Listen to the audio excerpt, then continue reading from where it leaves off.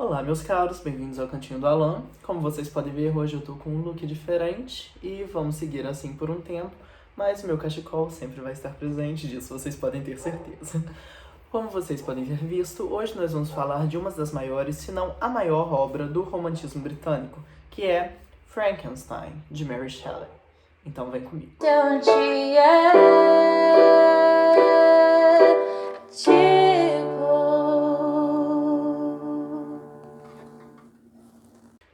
Começando com um pouquinho de fofoca literária, o marido da Mary Shelley era extremamente reconhecido no meio literário, sendo que ele tem várias obras que estudam um pouco da teoria da literatura. E a Mary Shelley não era de forma alguma reconhecida nessa área.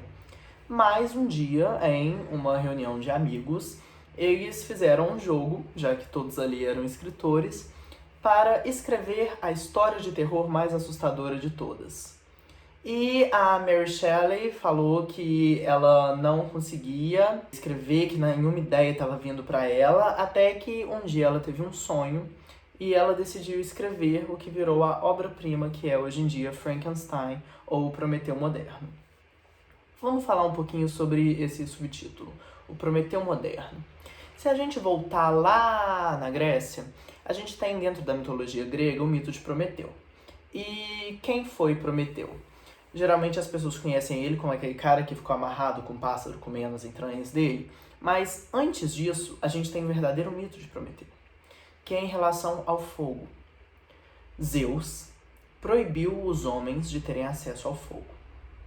Então Prometeu, em um determinado momento, contesta Deus e dá fogo aos homens. Por ser contestado, Zeus pune Prometeu com aquela história que a gente conhece de ser amarrado, ter uma águia e ir lá comendo suas entranhas todos os dias e depois elas vão crescer de novo para a águia se alimentar no dia seguinte. Beleza. Então, por que Frankenstein seria o Prometeu moderno? Porque, mais uma vez, a gente está falando de contestar Deus.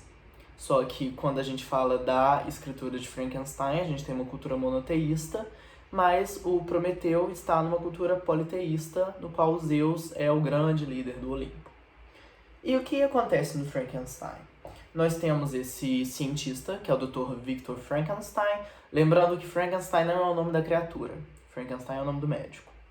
Então nós temos esse Dr. Victor Frankenstein, que é um cientista, estudante, tudo, e ele começa a se interessar pela alquimia e pelas ciências ocultas. Então, ele desenvolve esse projeto de criar vida, trazer um ser à vida. E assim, ele está contestando Deus, porque Deus deveria ser o único autorizado a dar e tirar vida. Mas então, ele constrói essa criatura com várias partes de humanos diferentes, de cadáveres diferentes, e traz ela à vida. Mas a criatura é uma aberração esteticamente falando, e por isso que a gente vai discutir um pouquinho de beleza, falando de Frankenstein, porque ele vê a aberração que ele criou e foge, e deixa a criatura sozinha. Então, o que vai acontecer? Alguns anos depois, ele tem uma parente dele assassinada, e ele sabe que foi a criatura que está fazendo isso para o provocar. Ele continua fugindo até ele finalmente encontrar a criatura que vai contar a história de vida dela para ele. E, na verdade, em todos os lugares que a criatura ia, as pessoas gritavam e corriam e fugiam sem que ela fizesse nada. Então a gente tem o fator de beleza aqui extremamente relevante, porque é puramente a aparência estética da criatura que fazia com que todos fugissem dela, inclusive o Victor. Então a criatura se isola e ela começa a morar numas florestas, e dentro desse lugar que ela começa a morar escondida, há uma família. Há um homem e seus filhos. E esse homem é cego. Então a criatura começa a assistir essa família, como essa família se comporta, vê que o filho da família sempre vai cortar lenha para que eles tenham fogo. Então, com o tempo, a criatura começa a cortar lenha escondida na noite e deixar lá para eles, e eles sequer sabem de onde vem essa ajuda, mas a criatura nunca chega perto deles, porque ela sabe que a aparência dela vai fazer com que eles fujam. mesmo se ela chegar e falar, sou eu que estou ajudando, eu tenho essa história, eu não sei muito bem o que fazer, todo mundo sempre fugiu de mim, eles também vão fugir, porque é essa a experiência que a criatura tem. Então ela fica por muito tempo reclusa. Ela começa a pegar alguns livros, começa a entender as palavras e começa a aprender a falar. Então, em determinado dia, após estudar, e aqui a gente tem um estudo antropológico, porque ela vê como a família se comporta para aprender como ela deveria se comportar enquanto ser humano, depois desse estudo antropológico, ela decide finalmente conversar com o velho, porque ele é cego. Então, ele não vai ter a reação das outras pessoas. Assim, a criatura chega, começa a conversar com o senhor e tá tudo bem, até que os filhos chegam e a pegam. E assim que eles veem a criatura ali, eles começam a gritar e expulsam a criatura e mais uma vez ela é isolada. E aí a gente tem um momento no qual a criatura entra num lapso psicológico. Então ela vai para a cidade, mata a criança que eu mencionei anteriormente e começa a atormentar a vida do Dr. Frankenstein. Por fim, eles se encontram e a criatura fala que o que ela quer, então ela nunca mais vai matar ninguém ou fazer nada de ruim, é uma pessoa igual a ela.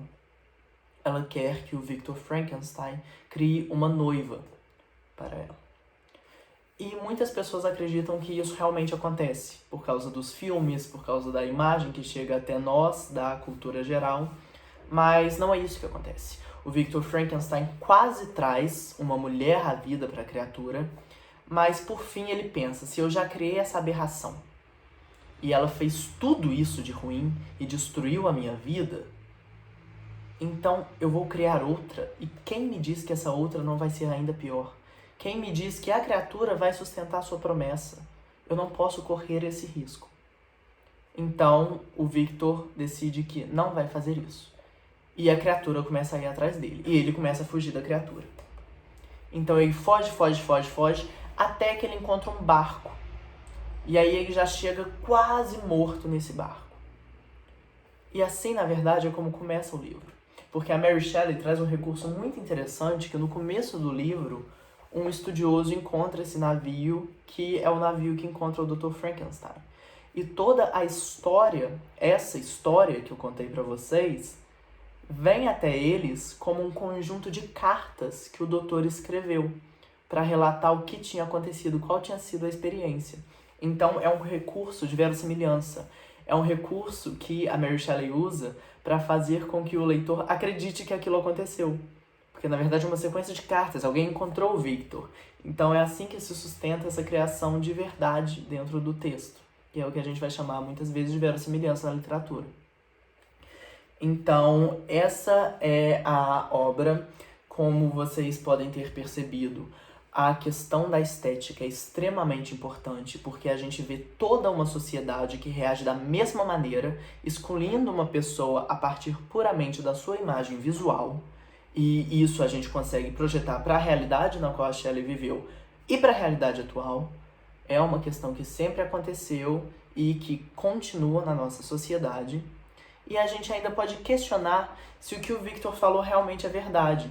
Aqui a gente vai cair um pouquinho naquela ideia de determinismo social.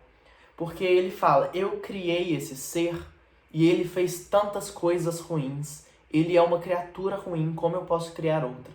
Sendo que, na verdade, todas as reações da criatura são reações. Não são ações puras. São reações a toda uma sociedade que a exclui, a menospreza e não deixa que ela viva por conta puramente da sua aparência estética. Então é isso por hoje. Vejo vocês na semana que vem.